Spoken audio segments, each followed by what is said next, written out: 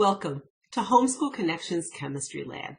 In this video, we're going to discuss the most important topic of the whole year, and that is lab safety. Before viewing this video, please make sure you have downloaded and printed out your lab safety worksheet, as we are going to answer every question on that worksheet in today's lab. Before we talk about lab safety, let's talk a little bit about your worksheet. This worksheet is unique in the fact that it is the only assignment this whole year that has a minimum grade you need to receive. You have to have 90% or better on this worksheet before you do your very first wet lab. A wet lab is one where you open up your lab kit, take out a chemical, and use it in a lab. It is also one of the very few assignments that I require a parental signature. As a matter of fact, it is the only assignment in the lab portion that requires a parental signature. I require this because that is my way of being assured that you know how to safely perform a lab and that your parents are aware of lab safety, as they will be the ones supervising you in lab. It is in your best interest to turn this lab safety worksheet in as soon as possible. First, you don't want any late penalties, but more important, it gives us time for me to grade it and return it to you and for you to make any corrections. Most likely, these corrections aren't going to be because you got something wrong. It's going to be because you didn't have enough detail in your answer. But like I said, get them in as soon as possible. It gives me time to grade, time for you to correct, time for me to look at them a second time and get them back to you still before we assign that very first wet lab. When you turn these labs in, make sure you name it your last name, underscore, your first name, dash, safety. Let's start with talking about some general lab safety. In your lab manual, just as in this class, the very first thing discussed is lab safety. You will find it in your manual on pages 7 through 9 in those lowercase numerals. Please read that before you do any labs. I'm going to highlight some of the most important points there. First, you do not taste anything in lab. Even if you use a food product as part of your experiment, as soon as it is part of your experiment, it is no longer food and it is a chemical, and we do not eat or drink chemicals. Also, we do not eat or drink anything in lab, even your lunch or a snack. All of that is kept far, far away. This is because as you are doing your experiment, if you get some of those chemicals on your hand and then eat or drink, you have the chance of ingesting those chemicals. And we do not eat or drink chemicals. Part of the reason for this is all chemicals can be hazardous, not just in eating and drinking, in many different ways. If you don't believe me that all chemicals, even something as simple as water, can be dangerous, you should Google dihydrogen oxide. It talks about the dangers of water. These are absolutely hilarious, but they are funny because they're true. Okay, remember, all chemicals can be hazardous, and you should treat them as such and be very careful when using them in lab and following all safety directions. One of the most important safety directions is use some common sense. Think before you act in lab. This will not only help you be safe, but it will also help you be more exacting in your labs, getting better data, and that in turn will lead to better grades. Stay focused on your experiment and on the environment around you. No horsing around, okay? Act responsible. Let's talk about ways of protecting yourself and others while you are in lab. What you're looking at right now is an eye that has been chemically burned. I know that is really gross, and I can promise you it hurts even more. And there is the possibility that that person may never have sight in that eye again. These are things you do not want to happen to you. Therefore, you will always wear goggles. These absolutely beautiful things. It's a fashion statement, huh? Goggles are the only safe thing to have on your eyes. Glasses will protect the front of your eyes, but they will not protect the bottoms, sides, or top from anything splashing in. It is very important that when you are working with chemicals that you wear your goggles. Also, when you're working in the lab, it's important that you have your hair tied back if it is long or kind of long-ish. Guys, this includes you. If it's just your bangs that are long, you can just pin those back. But you want no loose hair that could get into your chemicals, or if you're working with flame, could get into the flame. You don't want anything in your eyes distracting you from your experiment. The next thing is, make sure you're not wearing loose clothing that could accidentally get into your experiment, into the chemicals, or accidentally catch fire. This is particularly important for your sleeves because your hands are going to be the closest to your work area. Lastly, very important, wear closed-toed shoes. Things happen in lab, accidents that we didn't mean to happen. And the best way to protect ourselves is to think about what might happen in an accident. If chemicals spill, you don't want them onto your feet. If you happen to drop something breakable, you don't want to break it on your toes. Okay? You need to have closed-toe shoes on. Also, watch your environment. Like I said earlier, no young children, no pets are allowed anywhere near you when you're performing in a lab. That's because, as I said earlier, you need to act responsible in lab, think before you do, and young children and pets are very, very bad at this. Okay, so they do not belong near you in the lab. And lastly, when you're putting that lab kit away, make sure it is out of reach of children and pets. You don't want your pets in there snooping around eating stuff. And you don't want your younger brothers or sisters to think what you're doing is really cool. And so they try to do it and in the end land up hurting themselves or at the minimum wasting all those chemicals that you're going to need in future labs. When we think about lab safety, the first things we consider are ways to keep ourselves safe. But after that, we need to consider what we're going to do when that accident happens. And two of the most common accidents are spills and breaks. If you should spill a chemical on yourself, get it on your skin or in your eyes. But remember, we never should get it in our eyes because we are wearing these lovely things. But let's say we do. What you need to do is rinse with lots and lots and lots of water. And when you think you've rinsed with enough, rinse with some more. If that spill should occur on a countertop near a plugged-in electrical appliance, say that toaster left out from breakfast, make sure you unplug it immediately without touching your spill. Later this year, we're going to talk about electrochemistry, and we're going to talk about why that electricity doesn't mix with our spill and why we don't want to be part of that circuit. So make sure you unplug it before touching the spill. In this class, the chemicals we use have been carefully chosen to be relatively safe, and then they're very dilute and in very small quantities. So in this class, we do not need to worry about cleaning up strong acids, bases, or concentrated chemicals. But it is important that you know the proper cleanup because in future chemistry courses, you may be dealing with those types of chemicals. And in everyday life, we do run into strong bases, strong acids, and other concentrated chemicals. So if you should spill a concentrated acid, say toilet bowl cleaner, or muric acid used to clean the swimming pools, what you can do is dump lots and lots of baking soda on it. You're going to fizzle and bubble and all that fun stuff. It's going to be one like those volcano reactions that you may have done as a child. When dumping more baking soda on doesn't cause any more reaction to happen, what is left is a salt and water. It's an acid-base reaction that you've done. You'll learn about those this year in chemistry.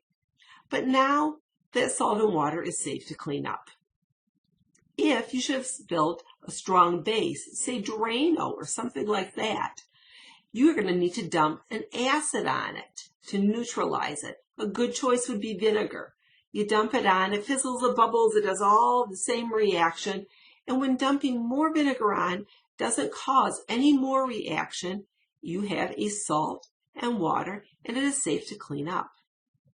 Another method of cleaning any concentrated chemical would be to dump copious amounts of water on it, dilute it out, and then it is safe to wipe up. Now, I have mentioned wiping it up 3 times already, but I haven't been very specific on how you do that. When you're wiping up any chemical spill, you need to do that with a paper towel. You do not want to use cloth rags because you will rinse them in the sink and all those chemicals will get into our water supply. That is something we don't want happening.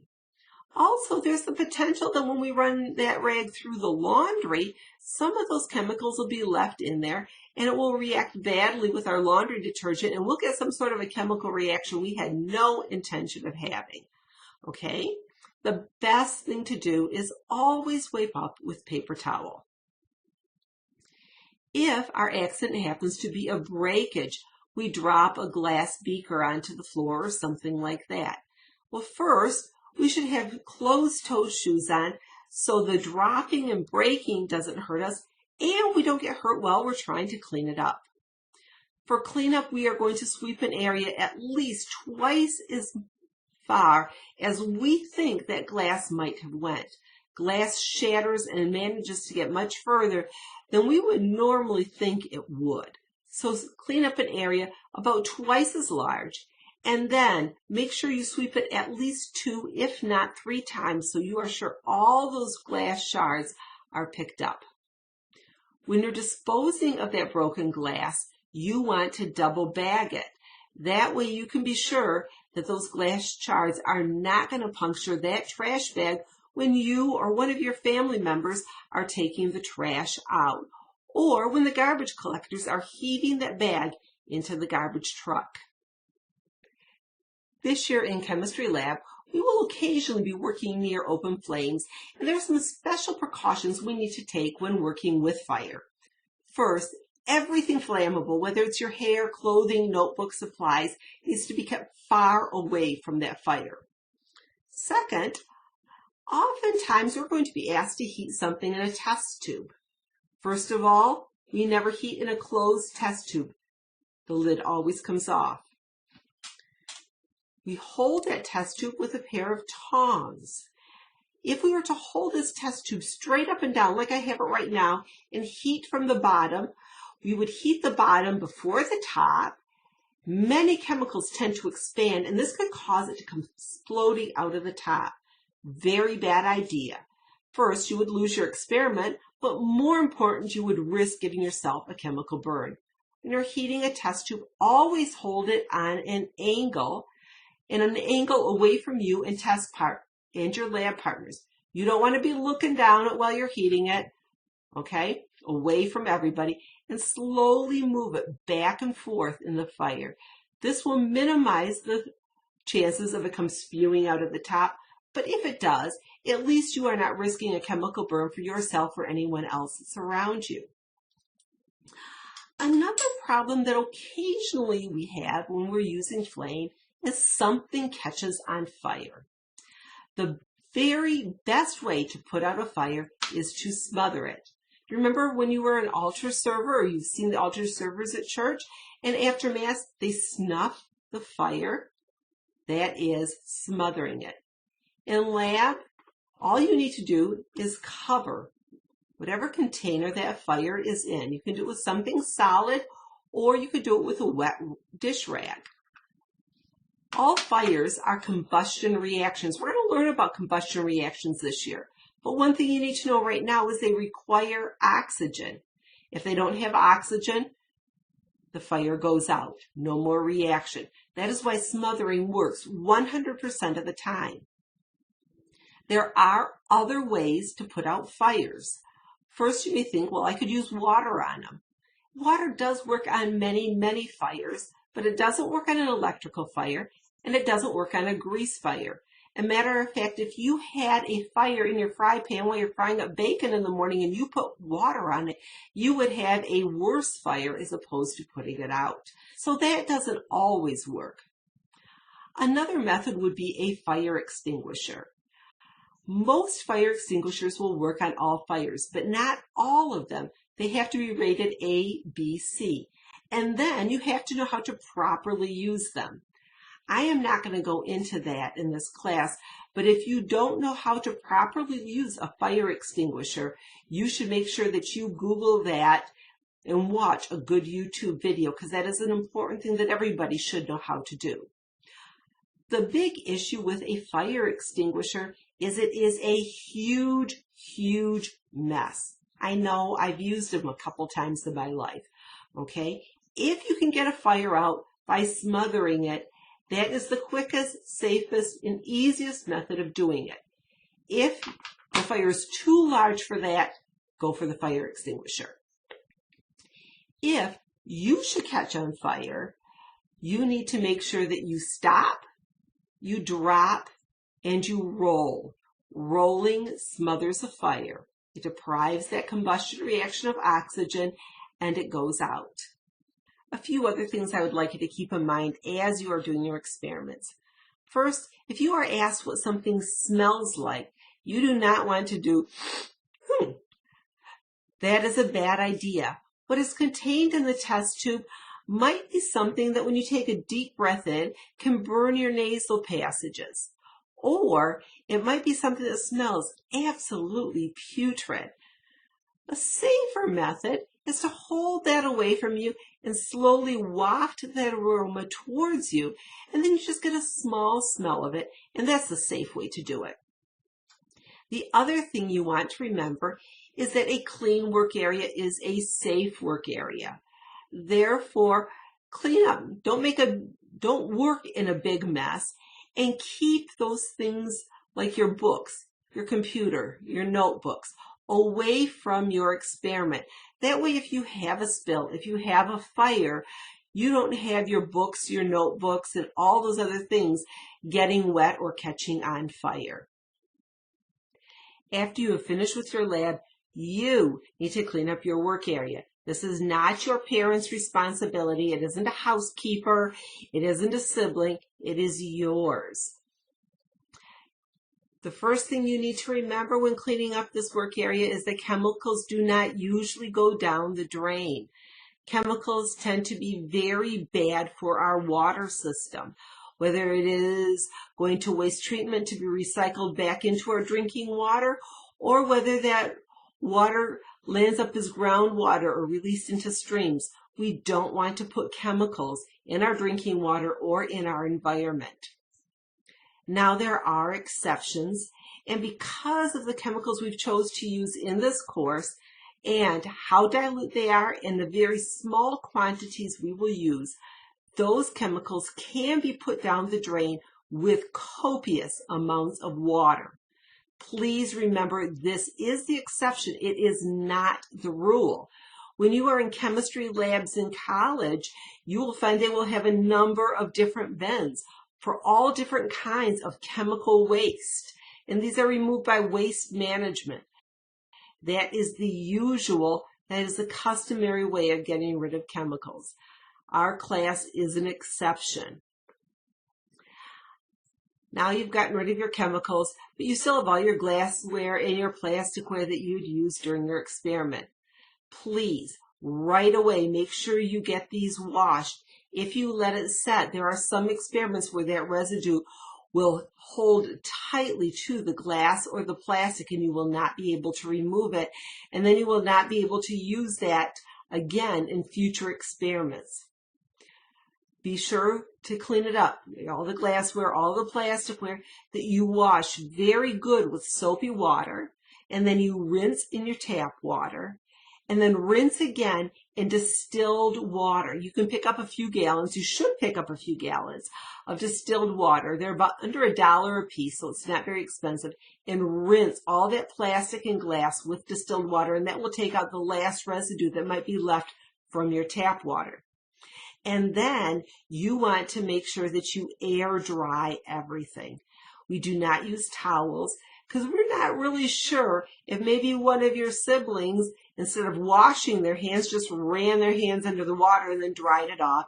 And then we really have no idea what might be on that towel.